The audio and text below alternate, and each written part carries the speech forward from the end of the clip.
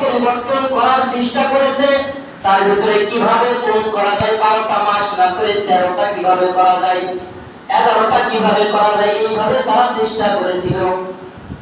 যে বছরে মাস 12টা না হয় বেশি হবে না, কম হবে। ইহুদি খ্রিস্টানের একটা চক্রান্ত ছিল, কিন্তু তারা তাদের এই চক্রান্তের ভিতরে সফলতা আনতে পারে নাই। আল্লাহ হাবিব বলতেছেন, ইন্নাজ জামানা ক্বাদ ইস্তাবা ওয়া কানা হায়াতিহি ইয়াওমা খালাকাস সামাওয়াতি ওয়াল আরদ। আল্লাহ তাআলা যেদিন আসমান এবং জমিনকে সৃষ্টি করেছেন, ওই দিন বলেছেন আমি 12টা মাস নির্ধারণ করে দিলাম। কয়টা মাস? 12টা মাস নির্ধারণ করে দিলাম। মাঝে কাফির মুশরিক তারা চেষ্টা করলো, না এর ভিতরে কিছু কম করা যাক, কিছু বেশি করা যাক, হয় কম হবে না বেশি হবে। কিন্তু আল্লাহর হাবিব বললেন না, তারা তাদের এই চেষ্টার ভিতরে তারা কামিয়াব হতে পারে নাই। আল্লাহর হাবিব বললেন এই জন্য আবার এই মাসটা আল্লাহ নির্ধারণ করেছেন 12টা মাস, আবার রয়ে গেল 12টা মাস, পরিবর্তন করতে পারে নাই। এরপর বলতেছেন as-sanatu 12 শাহর, বছর হবে 12টা মাস, মিনহা আরবাতুন হুরুম, এর ভিতরে 4টা মাস হবে, যে 4টা মাস হবে সম্মানিত মাস। সালাসুন মুতাওয়ালিয়াত, সালাসুন মুতাওয়ালিয়াত, তার ভিতরে 3টা হবে ধারাবাহিক ভাবে। একটা হলো যুলকাদা, যুলহিজ্জা, মুহররম,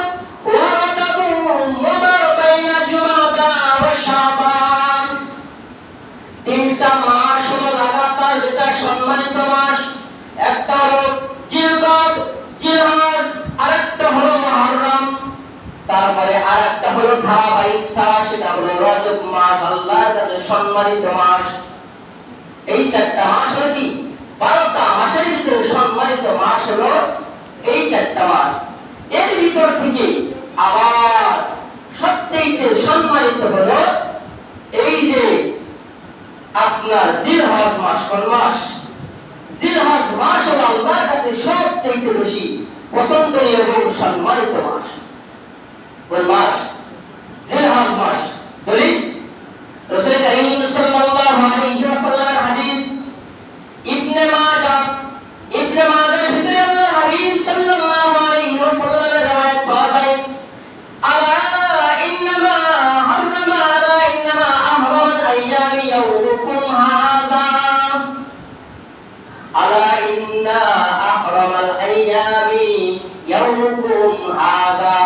রাসূল কারীম সাল্লাল্লাহু আলাইহি ওয়াসাল্লাম বিদায় হজের সময় তিনি ভাষণ দিলেন। যে বছর তিনি জীবনের শেষ হজ, ওই হজকে বলা হয় বিদায় হজ। রাসূল ওই হজের ভিতরে ভাষণ দিলেন, আলা ইন্না আহরামাল আইয়ামি ইয়াউমুকুম হাযা, এই যে তোমরা দেখতেছো এই দিনগুলো, অর্থাৎ জিলহজ মাসের যে 10টা দিন আছে, এই 10টা দিন আল্লাহর কাছে সবচেয়ে শ্রেষ্ঠ এবং প্রিয় দিন। এরপরে আলা ইন্না আহরামাশ শুহুরি ইয়াউমুকুম, আলা ইন্না আহরামাশ শুহুরি শাহরুকুম হাদা, আল্লাহর কাছে সবচেয়ে সম্মানিত মাস হলো এই জিলহজ মাস। কি মাস? জিলহজ মাস। এরপরে আল্লাহর রাসূল বলতেছেন, আলা ইন্না আহরামাল বিলাদি, আল্লাহর কাছে সবচেয়ে শ্রেষ্ঠ শহর হলো বিলাদিকুম হাদা, মক্কা নগরী সবচেয়ে শ্রেষ্ঠ শহর। কোন শহর? মক্কা নগর আল্লাহর কাছে শ্রেষ্ঠ শহর। মাসের ভিতরে সম্মানিত মাস হলো জিলহজ মাস। দিনের ভিতরে দিনগুলো হলো জিলহজ মাসের এই যে 10 দিন সামনে আসতেছে, জিলহজ মাসে, এই জিলহজ মাসের 10 দিন আল্লাহর কাছে সবচেয়ে শ্রেষ্ঠ দিন। কি শ্রেষ্ঠ দিন?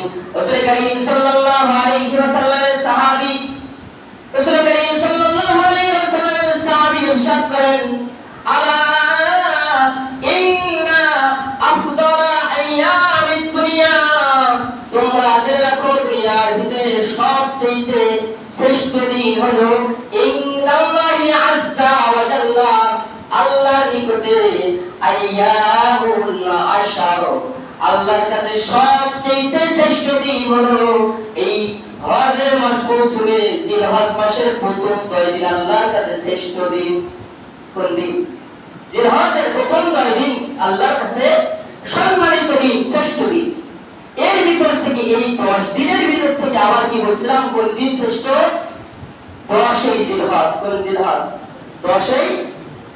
আলা ইন্না আ'যামাল আইয়াম, তোমরা জেনে রাখো সবচেয়ে শ্রেষ্ঠ দিন।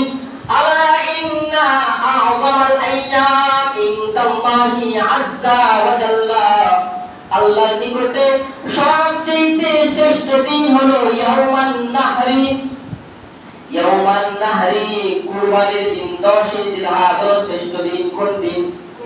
10ই জিলহজ হলো শ্রেষ্ঠ দিন। ওয়ার রব্বি, এবং তার পরের দিন অর্থাৎ পরের দিন আল্লাহ তাআলার পক্ষ থেকে কি হয়? মেহমানদারির ব্যবস্থা করা হয়। আল্লাহর হাবিব বলেন লা তাসুমু ফি হাযিহিল আইয়াম ফাইন্নাহা আইয়ামু আকলিন ওয়া শুরবিন ওয়া বিআন। 5টা দিন আছে বছরের, 5টা দিন।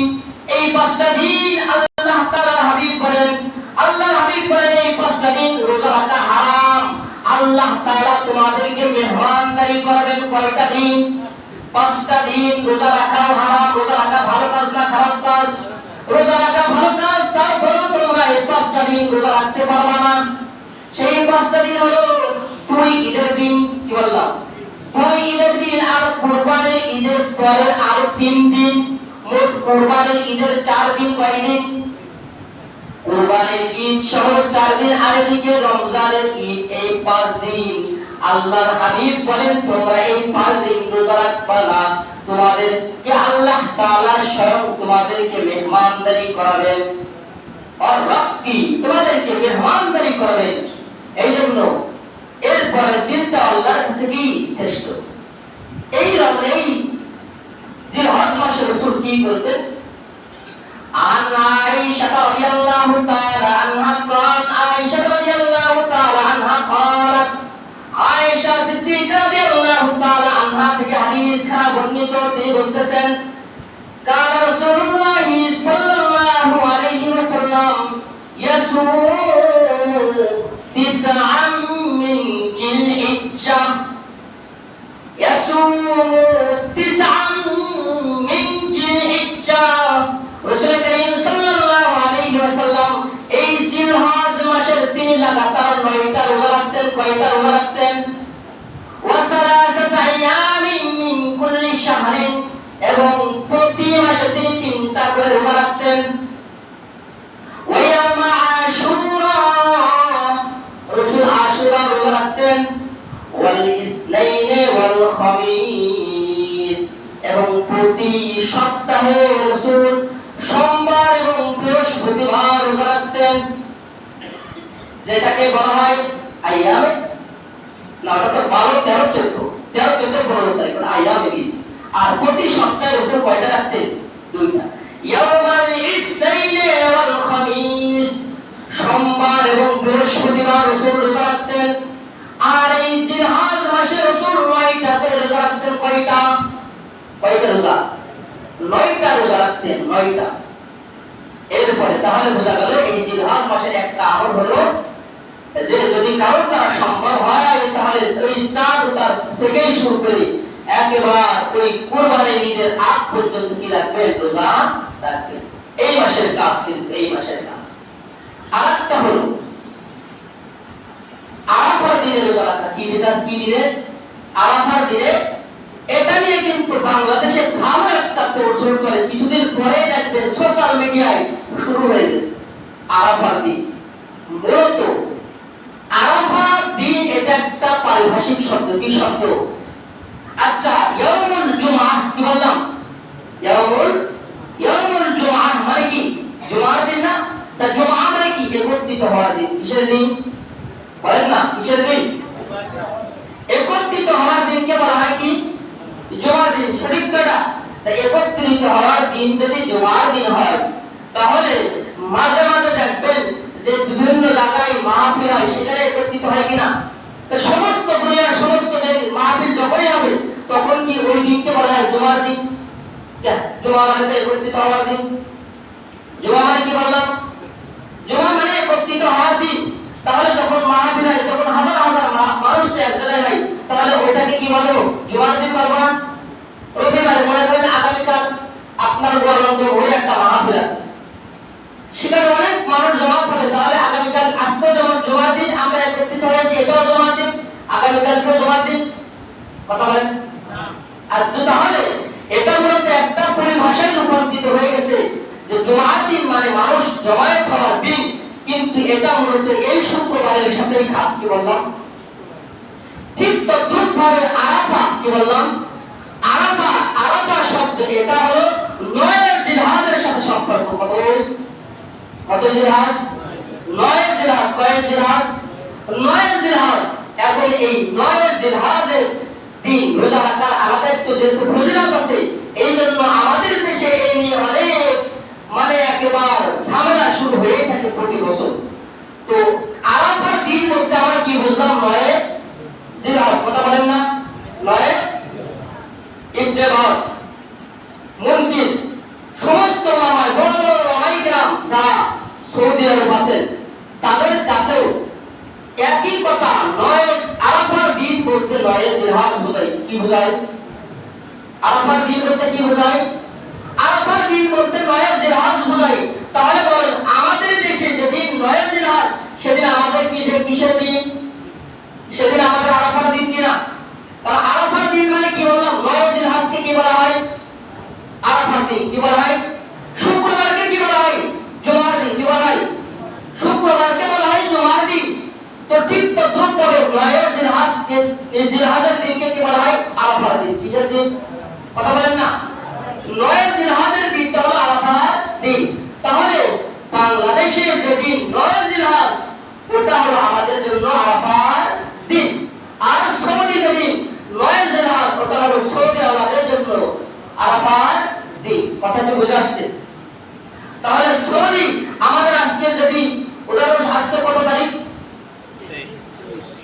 আমাদের থেকে তাদের 1 তারিখ বেশি কিনা? অর্থাৎ তারা একদিন আগে ঈদ করে, আমরা একদিন পরে করি না? তাহলে আমাদের থেকে 1 তারিখ তাদের বেশি থাকে কিনা? তাহলে আমাদের থেকে তাদের আরাফার দিন হবে একদিন আগে, আর আমাদের হবে একদিন পরে। উদাহরণস্বরূপ যদি আমাদের হয় রবিবার, ওনাদের কি বার হবে? শনিবার। ওনাদের শনিবার হলে আমাদের কি বার হবে? রবিবার। ওনাদের রবিবার হলে আমাদের কি বার হবে? সোমবার। এমন ভাবে একদিন আকপাস, এক কথায় আরাফার দিন বলতে বোঝায় সেটা হলো 9 জিলহজ। কিসের দিন? 9 জিলহজ। অর্থাৎ একত্রিত হলেই যেমন ভাবে জুমার দিন বলি না, ঠিক তদ্রুপ ভাবে সৌদি আরবের ওখানে যখন সৌদি আরবের 9 তারিখ হয়, এই জন্য সারা বাংলাদেশে কিনা ওই দিন 9 তারিখ না, ওই দিন সারা বাংলাদেশে কিনা আরাফার দিন না। কথাটি বোঝা আসছে? তাহলে আপনারা যদি শুধুমাত্র আরাফার দিন রোজা রাখতে চান, আরাফার দিন রোজা রাখলে কি সওয়াব?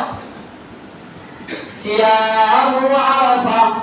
আরেক প্রমাণ আছে, সিয়ামু ইয়াউমি আরাফাতা, আরাফার দিনে রোজা রাখা। ইন্নী আহতাসিবু ইলাল্লাহি আইয়ুকাফিরা সানাতাল্লাতী ক্বাবলাহা ওয়াল্লাতী বা'দাহা।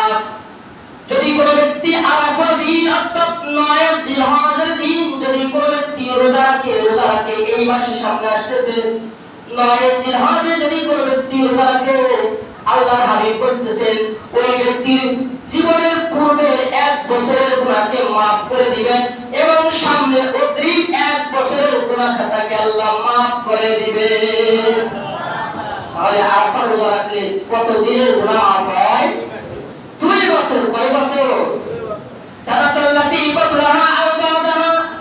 পূর্বের 1 বছরের গুনাহ maaf হয়, আর অগ্রিম 1 বছরের গুনাহকে আল্লাহ তাআলা maaf করে দেন। এই জন্য আমরা সকলেই এই মাসে বিশেষ করে 9 তারিখে রোজা রাখার চেষ্টা করব। 9 তারিখে কি করব? রোজা রাখার চেষ্টা করব। আর যদি কারো দ্বারা সম্ভব হয় তাহলে কি বললাম, রাসূল পুরা 9টাই রোজা রাখতেন। কি রাখতেন? পুরা। কান রাসূলুল্লাহ সাল্লাল্লাহু আলাইহি ওয়াসাল্লাম ইয়াসুমু 9 মিন জিলহিজ্জা। রাসূল আমার জিলহজ মাসের লাগাতার 9টা দিন রোজা রাখবেন কয়টা? 9টা রোজা রাখবেন, যদি কারোর দ্বারা সম্ভব হয় 9টা রাখবেন, আর তা না হলে শুধুমাত্র 9 জিলহজ, কতদিন? 9 জিলহজ রোজা রাখার চেষ্টা করবেন, পারবেন ইনশাআল্লাহ? জানো, মূল আলোচনা ছিল কিন্তু কুরবানির আলোচনা, তাই না? আমরা সকলেই আসলে ঘটনা করে জানি, এই জন্য একটু দেরি করলাম। মূলত এই কুরবানি কিন্তু যদিও ইব্রাহিম আলাইহিস সালাতু ওয়াস সালামের কি সুন্নাহ, কিন্তু এর প্রথা আসছে কোথা থেকে? আদম আলাইহিস সালাতু ওয়াস সালাম থেকে, তাই না? আমরা সকলেই কিন্তু জানি আদম আলাইহিস সালাতু ওয়াস সালাম থেকে এই যে কুরবানি করার ঘটনা শুরু। আর আমরা যে কুরবানিটা করি এটা হলো কার সুন্নাত? ইব্রাহিম আলাইহিস সালাতু ওয়াস সালামের পদ্ধতি অনুযায়ী আমরা কি করি? কুরবানি করি। এই সম্পর্কে বিস্তারিত আলোচনা সামনের সপ্তাহে। এখন শুধু আসি যে এটা আদম আলাইহিস সালাতু ওয়াস সালাম থেকে কিভাবে এই কুরবানির সূচনা হলো। সর্বপ্রথম পৃথিবীতে কয়জন মানুষ পাঠাইছেন আল্লাহ তাআলা? প্রথমে আদম আলাইহিস সালাতু ওয়াস সালাম, তারপরে তাকে হাওয়া আলাইহিস সালাতু ওয়াস সালামকে পাঠাইছেন। আচ্ছা বলেন তো, এই দুইজন, একজন পুরুষ আর একজন কি মহিলা, এই দুইজন ছাড়া কি আর দুনিয়ার ভিতরে কোনো পুরুষ এবং মহিলা ছিল? তাহলে বিবাহের সিস্টেমটা কেমন হবে? আল্লাহ তাআলা যখন সন্তান দিলেন, তখন সন্তান হওয়ার পদ্ধতি ছিল একসাথে দুইটা করে জনজ সন্তান হতো, একটা ছেলে আর একটা মেয়ে, একটা ছেলে আর একটা মেয়ে। তো ঠিক তদ্রুপভাবে এমন হওয়ার পরে বিবাহ হওয়ার সিস্টেম কেমন? যে প্রথম ঘরের ছেলে আর দ্বিতীয় ঘরের মেয়ে। উদাহরণস্বরূপ উদাহরণ তো উদাহরণই নাই।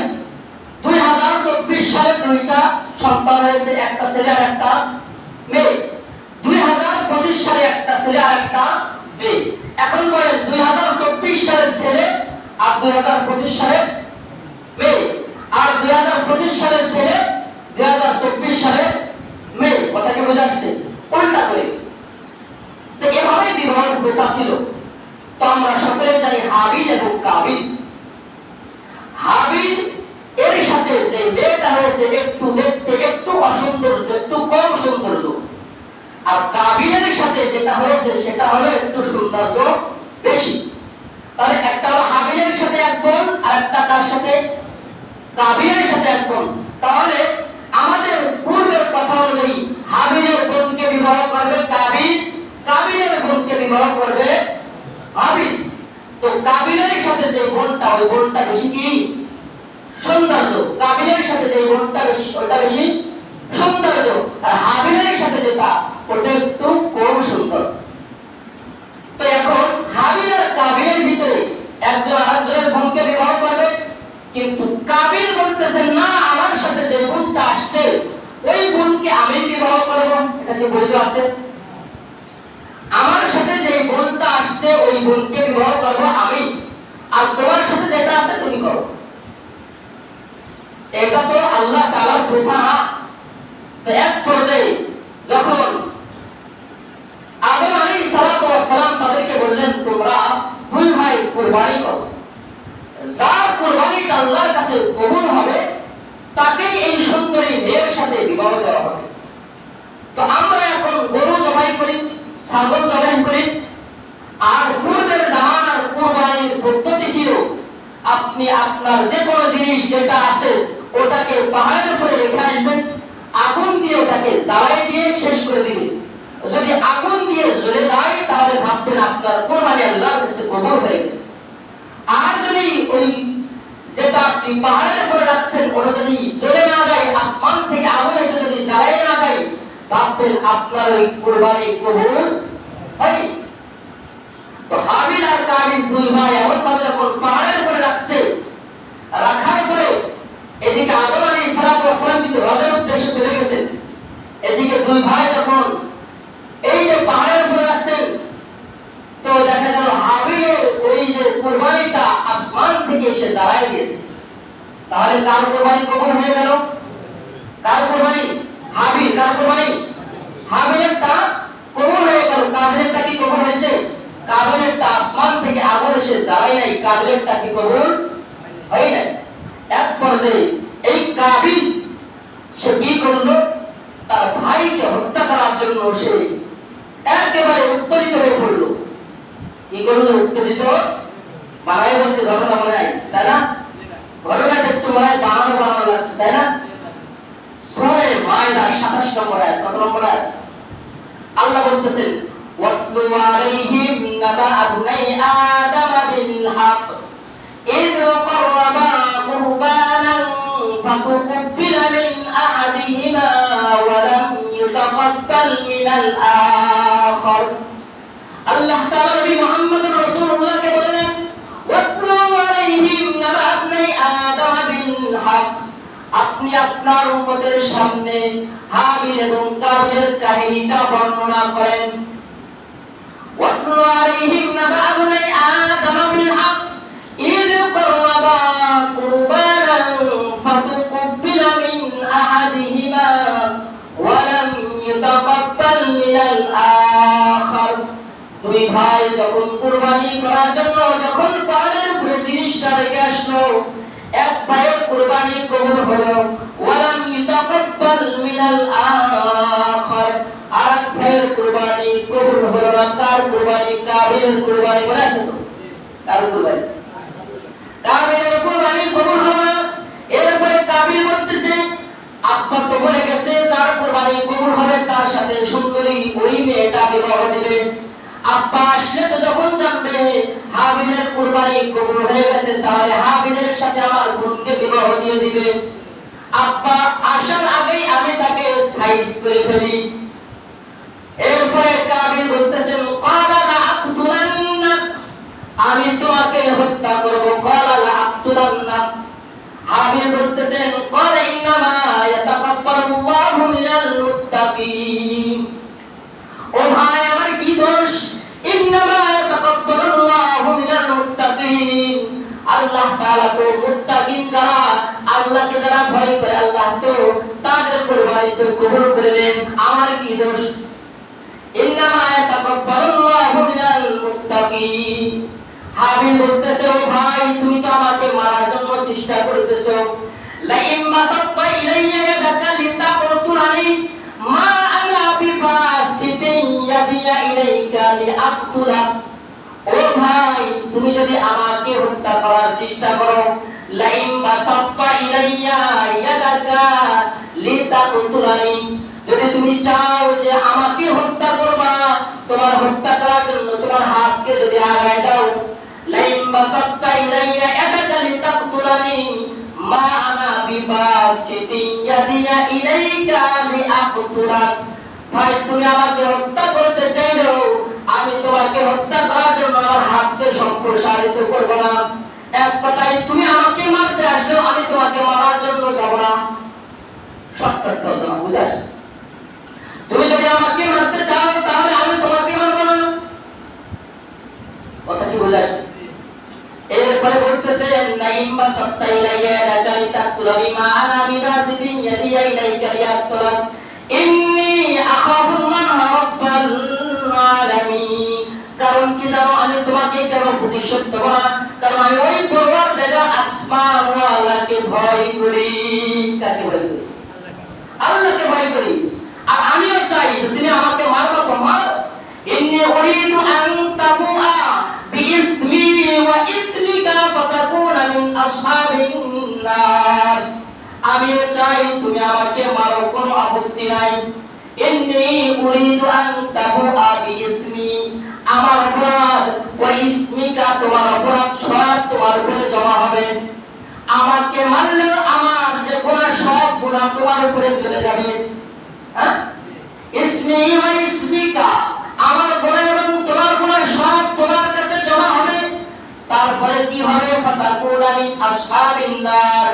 ভাই তুমি তো জাহান্নামের অধিবাসী হয়ে যাবা, তোমার ঠিকানা তো জাহান্নাম হয়ে যাবে।